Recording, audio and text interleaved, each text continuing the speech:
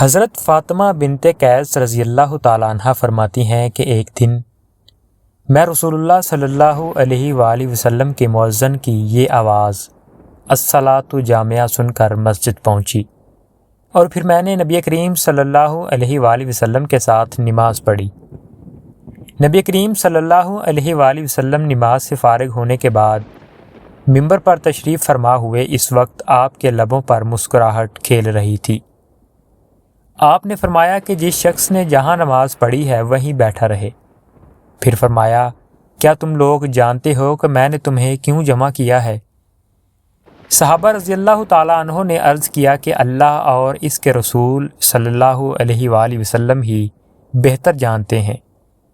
آپ نے فرمایا کہ خدا کی قسم، میں نے تمہیں نہ تو کسی مرغوب چیز کے لیے جمع کیا ہے اور نہ کسی دہشت ناک چیز کے لیے، بلکہ میں نے تمہیں اس لیے جمع کیا ہے کہ تمیم داری جو ایک نصرانی شخص تھا آیا اور مسلمان ہوا، اور اس نے مجھے ایک ایسا واقعہ سنایا جو مسیح دجال کے بارے میں ان باتوں کے مطابق ہے جو میں تمہیں بتایا کرتا ہوں۔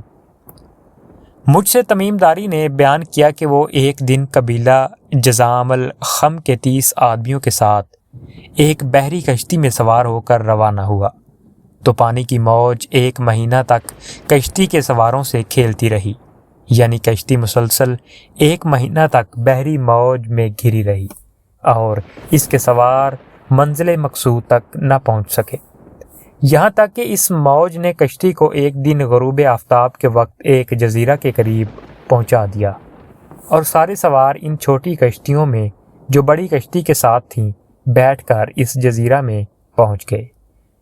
وہاں انہیں ایک ایسا چوپایا ملا جو بہت بالوں والا تھا۔ بالوں کی کثرت کی وجہ سے اس کا آگا پیچھا معلوم نہیں ہوتا تھا۔ لوگوں نے اس کو بڑی حیرت سے کہا کہ تجھ پر افسوس، تو کون ہے اور کیا چیز ہے؟ اس چوپایا نے جواب دیا کہ میں جاسوس ہوں اور خبر رساں ہوں، تم لوگ میرے ساتھ اس شخص کے پاس چلو جو دیر میں ہے، کیونکہ ایسی تمہاری خبریں سننے کا بہت شوق ہے۔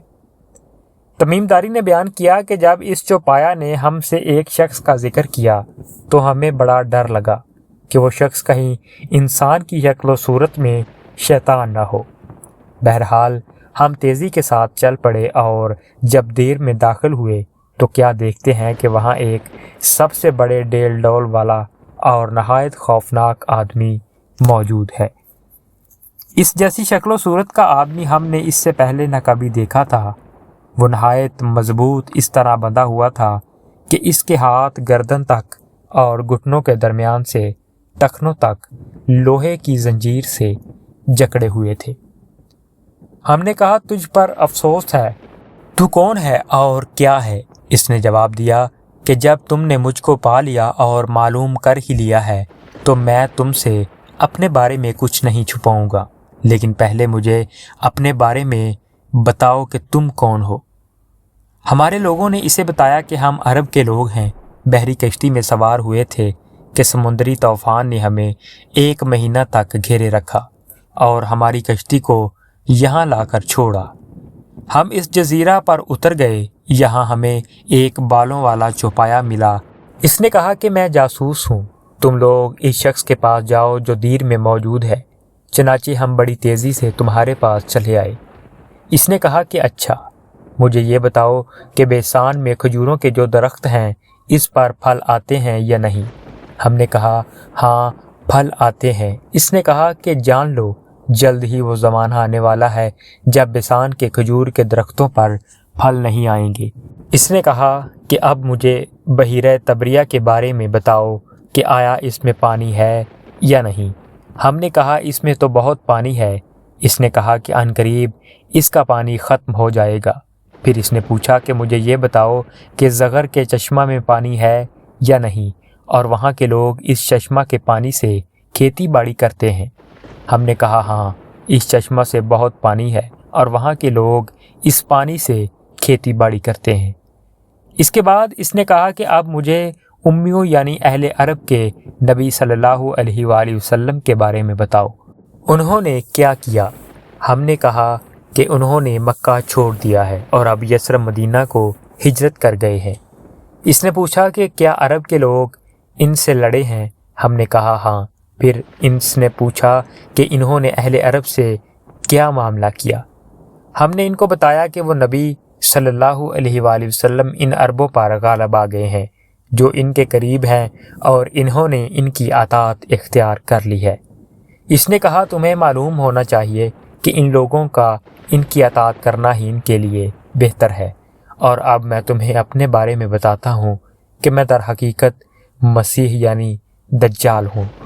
وہ زمانہ جلد ہی آنے والا ہے جب مجھے نکلنے کی اجازت مل جائے گی۔ اس وقت میں نکلوں گا اور 40 دنوں تک زمین پر پھروں گا، یہاں تک کہ کوئی آبادی ایسی نہیں چھوڑوں گا جس میں داخل نہیں ہوگا سوائے مکہ اور طیبہ یعنی مدینہ کے۔ یہ دونوں شہر مجھ پر حرام قرار دیے گئے ہیں۔ جب میں ان دونوں شہروں میں سے کسی شہر میں داخل ہونا چاہوں گا تو میرے سامنے ایک فرشتہ آ جائے گا جس کے ہاتھ میں ننگی تلوار ہوگی۔ وہ فرشتہ مجھ کو اس شہر میں داخل ہونے نہیں دے گا۔ حقیقت یہ ہے کہ ان میں سے ہر ایک شہر کے تمام راستوں پر فرشتے مامور ہیں جو اس کی شہر کی نگہبانی کرتے ہیں۔ راوی کہتے ہیں کہ نبی کریم صلی اللہ علیہ وآلہ وسلم نے اپنا عصا مبارک منبر پر مار کر یہ فرمایا کہ یہ ہے طیبہ، یہ ہے طیبہ، یہ ہے طیبہ یعنی مدینہ۔ پھر فرمایا یاد رکھو، کیا میں تمہیں یہی بات نہیں بتایا کرتا تھا؟ صحابہ کرام رضی اللہ تعالیٰ عنہ نے کہا کہ ہاں۔ اس کے بعد آپ صلی اللہ علیہ وآلہ وسلم نے فرمایا جان لو دجال شام کے سمندر میں ہے یا یمن کے سمندر میں نہیں، بلکہ وہ مشرق کی جانب سے نکلے گا۔ یہ فرما کر آپ صلی اللہ علیہ وآلہ وسلم نے ہاتھ سے مشرق کی جانب اشارہ کیا۔